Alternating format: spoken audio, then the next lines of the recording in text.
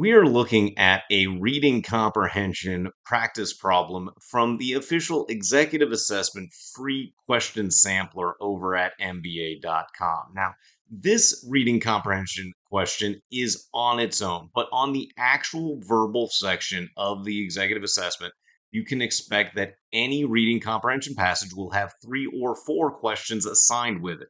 And you are almost guaranteed to see a reading comprehension passage with a set of 3 or 4 accompanying questions in the first half of the 14 question section. You may or may not see a second reading comprehension passage with 3 or 4 questions assigned to it in the second of the verbal section of the executive assessment.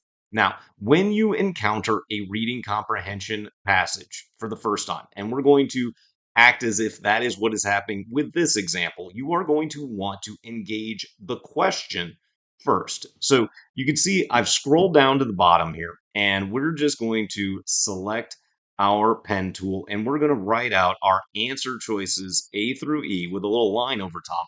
And we're going to summarize what the question task is so that we can keep that in mind, even though we're going to engage with a full upfront read, pretending that this is the first of 3 or 4 questions. So the question task is which of the following is not mentioned in the passage as an influence affecting birth rate. So we're going to just write in all caps, not mentioned, because we've got to make sure we select the exception to the task as affecting, and we'll just shorthand birth weight as BW for the next handful of minutes that's going to matter. So now that we've noted what we're being asked for, we're going to go scroll up to the top of this passage, and we're going to read it in full, but we're not going to take notes as we go.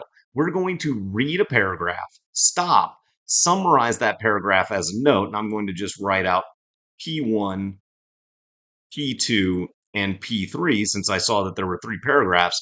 And I'm going to just summarize what's in each of those paragraphs as a main idea after reading them individually so that I know where to go reread for necessary information as we are engaging individual question tasks, including the one that we just read about what is not mentioned as affecting birth weight.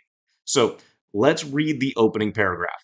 The state of nutrition in the past is one of the most intractable of historical problems. Any appraisal of former living conditions must attempt to assess the adequacy of diets, yet most records of the past tell us little about what people ate and whether or not the diet met their needs. Descriptions of food in history, the conventional approach to the question, fail to evaluate sufficiency.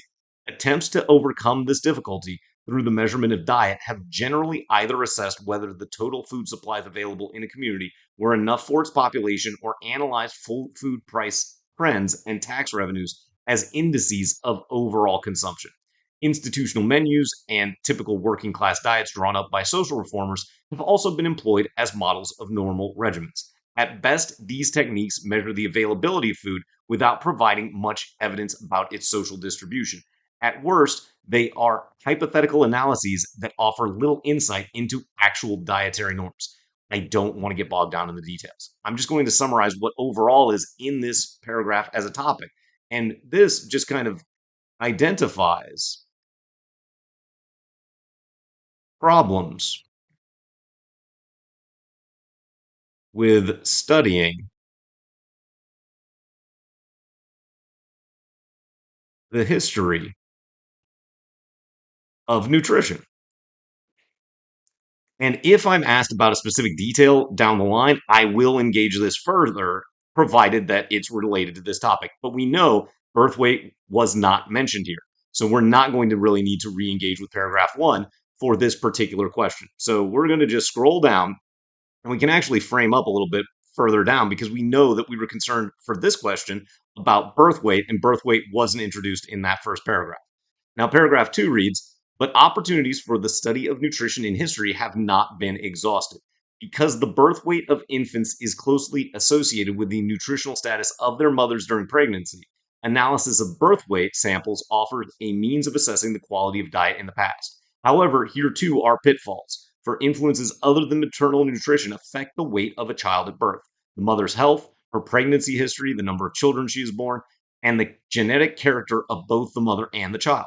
Clearly, nutrition is a primary influence on maternal health, and the quality of the maternal diet during pregnancy is closely correlated with maternal weight gain during pregnancy, which is the most common index now employed to assess nutritional sufficiency between conception and childbirth. Undernourished women commonly bear smaller children than do those whose diets are adequate, but the precise relationship between maternal nutrition and fetal growth is still far from evident.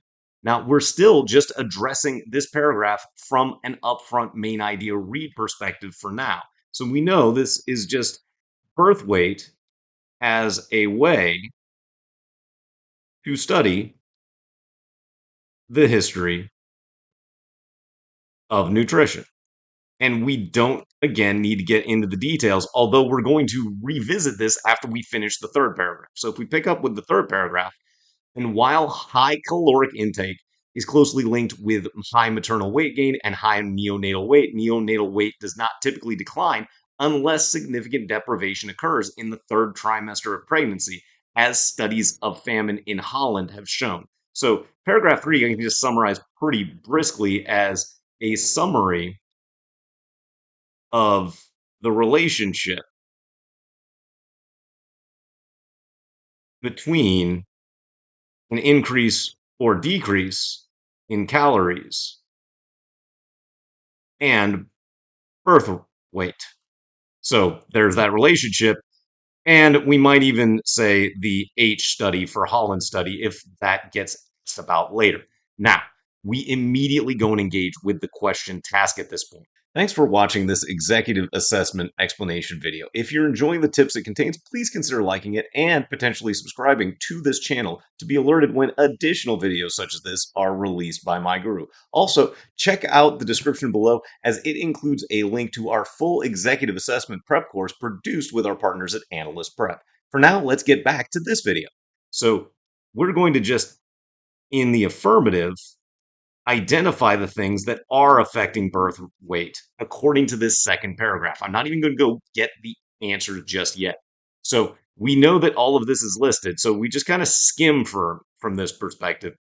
And we should find over here on the left-hand side that the analysis of birth weight offers a mean of assessing the quality of diet, but we've got these other influences. So we're just going to take a listing of what those influences are. So we've got mom health, we've got her pregnancy history. So I'm going to just write P history. And we know that was number of kids. And then we've got the genetic character of both. Genetic character.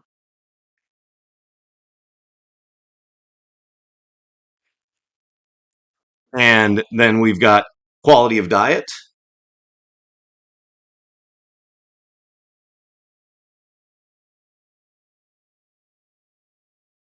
And that's pretty much it as far as the list of things in that second paragraph. So now we're just going to scroll to the bottom and look at our answer choices. And we're going to use a method by which we're going to use a check mark to indicate the answer choices that are mentioned as affecting birth weight. And then we're going to use an X mark and select as our correct answer the exception that was not mentioned. So starting with choice A, the infant's genetic characteristics. Well, genetic characteristic is definitely there for both of them, so that gets a check and is not going to be our correct answer. Then we've got the mother's general health. Well, that's definitely there as well. We can put a check mark knowing we will not select choice B either. The number of children previously born to the mother. Well, that's listed as well, so that gets another check mark.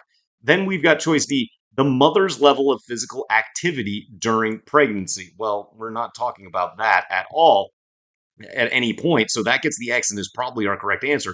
And then the mother's nutritional status during pregnancy. Well, that's a pretty good paraphrase for quality of diet. And we can select choice D, understanding that there are several levels to what we did with this problem because it's not necessarily representative since you're not going to have two other questions in this sampler. But when you engage with a question for the first question of a reading comprehension passage on the executive assessment, first do commit to an upfront read. We did that. Read a paragraph, summarize the paragraph rather than just taking notes as you go, as we saw here. Then you want to address the individual question task. If it's an exception, you're going to want to address the task in the affirmative and then select the one outlier at the end. And lastly, make sure that you are engaging in prediction, identifying what is the right answer, as we did with all of the list of items that did affect birth weight, in order to make sure you don't fall into traps or waste time